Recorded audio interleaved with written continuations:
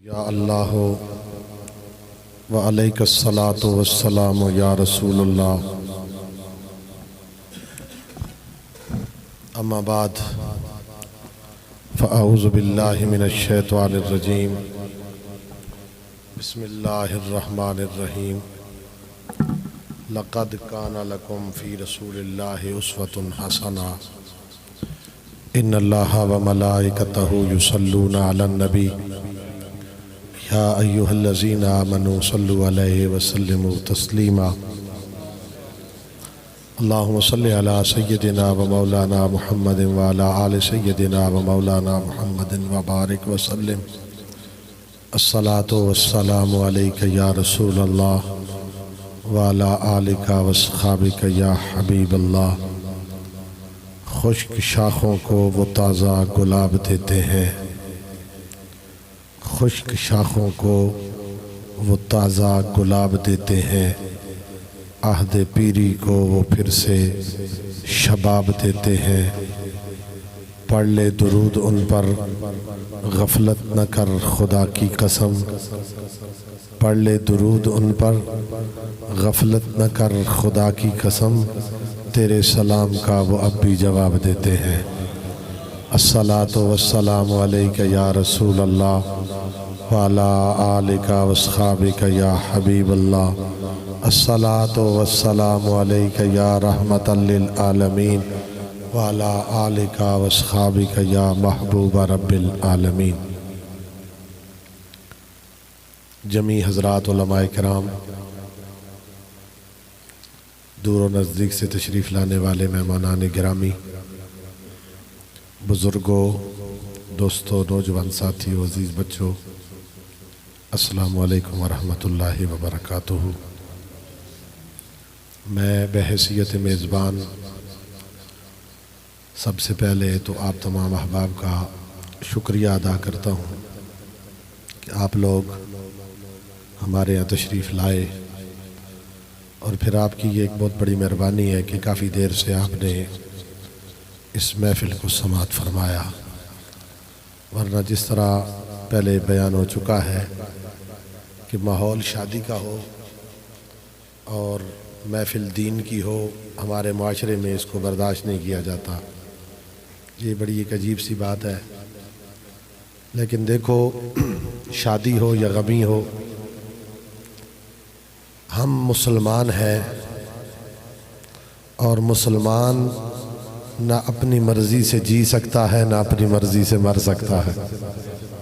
اس کی آواز تھوڑی ٹھیک کریں۔ مسلمان جینا ہے تو تب بھی اللہ تعالیٰ کی مرضی کے مطابق جیتا ہے، اور مسلمان نے اگر مرنا ہے تو تب بھی اللہ کی مرضی کے مطابق مرنا ہے۔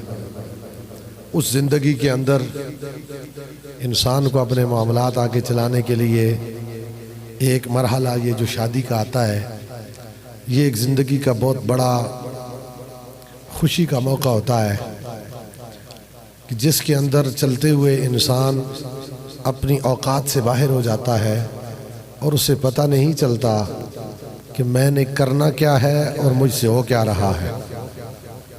یہ تو کرم نوازی ہے میرے مدینے کے تاجدار کی، کہ وہ قدم رنجا فرما ہوئے سرکار نے اس دھرتی پہ اپنا رحمت والا قدم رکھا، تو اللہ تعالیٰ نے ہمیں جینا بھی سکھا دیا، ہمیں مرنا بھی سکھا دیا۔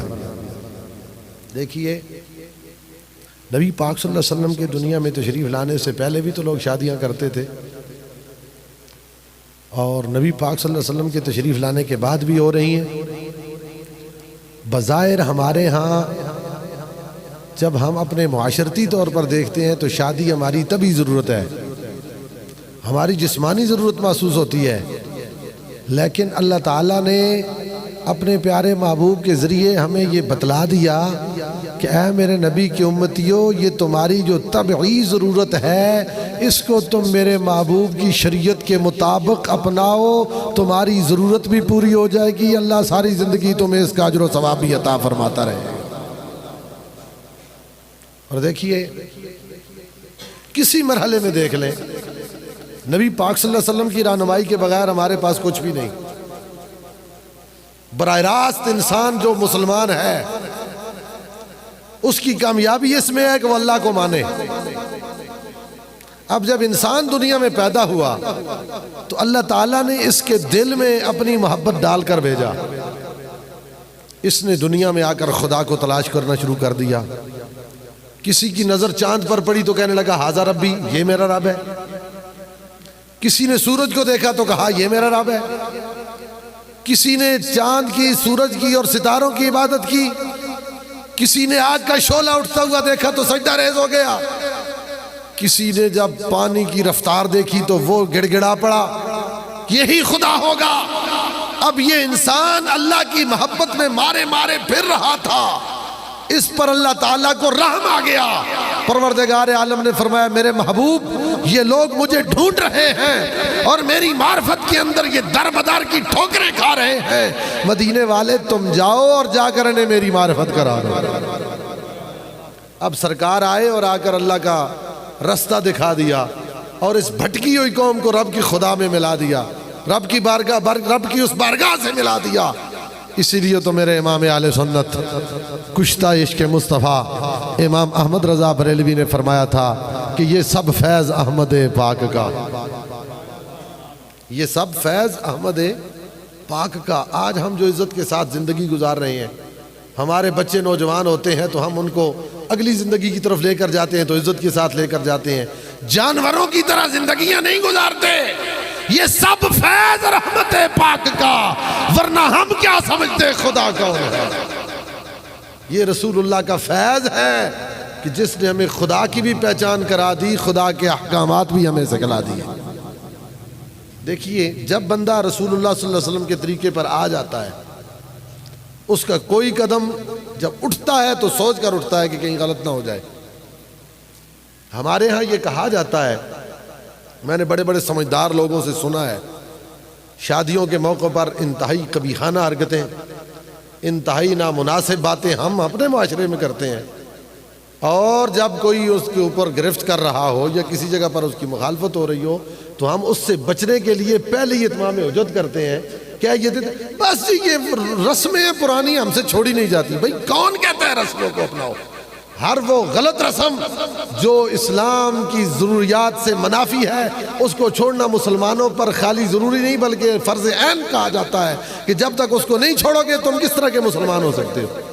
جتنی بھی غلط رسمیں ان کو چھوڑنا ہمارے لیے ضروری ہے۔ لیکن ہمارے معاشرے کی یہ بہت بڑی ایک پرابلم ہے کہ جب ہم ایسی باتیں کرتے ہیں، ہمیں پتہ بھی ہوتا ہے کہ غلط ہے، اس کے باوجود اس پر لاکھوں ہزاروں روپیے بھی خرچ ہو جاتے ہیں اور اس کے اوپر جناب علی ہمارے وقت بھی صرف ہو رہے ہیں، پھر اس کے باوجود جی کیا کریں، مجبوری ہے۔ واللہ کوئی مجبوری نہیں ہے۔ اگر کوئی آدمی کسی جگہ پر رک جائے کہ ہمیں جس خدا نے پیدا کیا ہے اس نے جو طریقہ بتایا اس کے مطابق چلیں گے تو کوئی مجبوری نہیں ہے۔ یہ دیکھو شادی کے اندر ولیمہ کرنا ہے تو ولیمہ کرنا بھی تو رسول اللہ کی سنت ہے، سرکار کی سنت سمجھو کر کرو تو دنیا میں بھی فائدہ ہے اور آخرت میں بھی فائدہ ہے۔ لیکن ہم اس کو دکھلاوا سمجھ کر رہے ہیں، حالانکہ رسول اللہ نے اس کو عبادت کے طور پر ہمیں عطا فرمایا ہے، اور سرکار کا یہ ارشاد واضح موجود ہے کہ کوئی بندہ کوئی بھی عبادت کا کام دنیا کو دکھلاوے کے لیے کرتا ہے تو اس کا کوئی ثواب نہیں ہے۔ سرکار نے فرمایا من صلی ریان فقد اشرکا ومن صام ریان فقد اشرکا ومن صدق ریان فقد اشرکا وکما قال النبی صلی اللہ علیہ وسلم۔ سرکار نے فرمایا جو لوگوں کو دکھا کر نماز پڑھتا ہے وہ بھی مشرک ہے، جو لوگوں کو دکھا کر روزے رکھتا ہے وہ بھی مشرک ہے، جو لوگوں کو دکھلا کر صدقے کرتا ہے وہ بھی مشرک ہے۔ پتہ یہ چلتا ہے یہ تو اللہ کے لیے نہیں کر رہے، یہ لوگوں کے لیے کر رہے ہیں۔ تو جو چیز اللہ کے لیے کرنی ہے اس کو اس طریقے سے کرنا ہے جو رسول اللہ نے بتایا ہے۔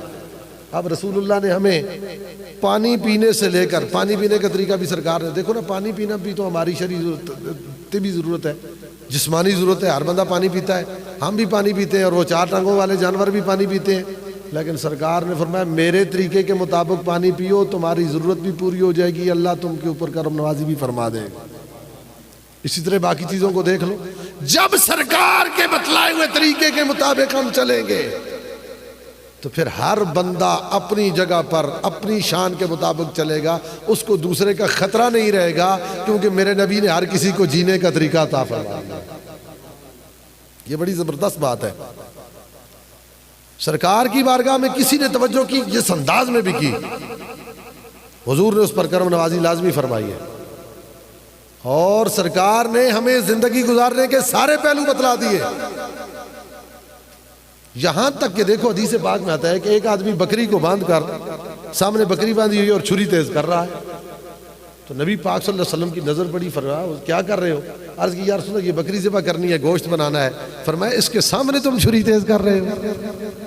اللہ اکبر کبیرہ، یہ میری امت ہے، یہ بکری بھی مجھے نبی مانتی ہے، تم نے میری امت کے ایک فرد کو ڈرایا ہے۔ ارے ذبح کرنا تو جائز ہے، ڈرانے کا تمہیں اختیار کس نے دیا ہے؟ ارے جو نبی جانوروں کا اتنا خیال کرتا ہے وہ انسانوں کی کتنی عظمت کا خیال کرتا ہو۔ اللہ، تھوڑا سا اور آگے چلیں، سرکار نے فرمایا پرندوں، شکار ہونے والے جانوروں، جاؤ جا کر اپنے اپنے گھونسلوں میں رات کو سو جاؤ، اپنے اپنے ٹھکانوں پر رات کو سو جاؤ۔ میں نے اپنی امت کے ہر کلمہ پڑھنے والوں کو رات کے وقت شکار کرنے سے منع کر دیا۔ فرمایا ان اللیل امان اللہ، ہم نے ان پرندوں کو رات سونے کی گارنٹی دے دی، ہم نے ان جانوروں کو رات آرام کرنے کی گارنٹی دے دی۔ حضور کیا حکم ہے؟ فرمایا جو مجھے ماننے والا ہوگا ان کے آرام میں کوئی خلل نہیں پائے گا۔ ارے جو نبی پرندوں اور جانوروں کے آرام کا اتنا خیال رکھتا ہے، اس نبی نے اپنے کلمہ پڑھنے والوں کے آرام کا کتنا خیال کیا ہوگا۔ لیکن بات یہی ہے کہ سرکار نے فرمایا جو میں تمہیں دے رہا ہوں اس کو اول تا آخر مان لو، اور قرآن مجید اعلان کرتا ہے ما آتاکم الرسول فخذوہ وما نہاکم عنہ فانتہوا، جو کچھ تمہیں میرا رسول دیتا ہے وہ لے لو، اور جس سے تمہیں میرا رسول روکتا ہے وہ رک جاؤ۔ لیکن ہماری پوزیشن یہ ہے کہ ہم اپنی مرضی کرتے ہیں، جہاں دل آئے تو اسلام کو مان لیتے ہیں، جہاں دل آئے تو چھوڑ دیتے ہیں۔ ہمارے اسلام صرف مسجدوں کا محدود ہو کر رہ گیا ہے۔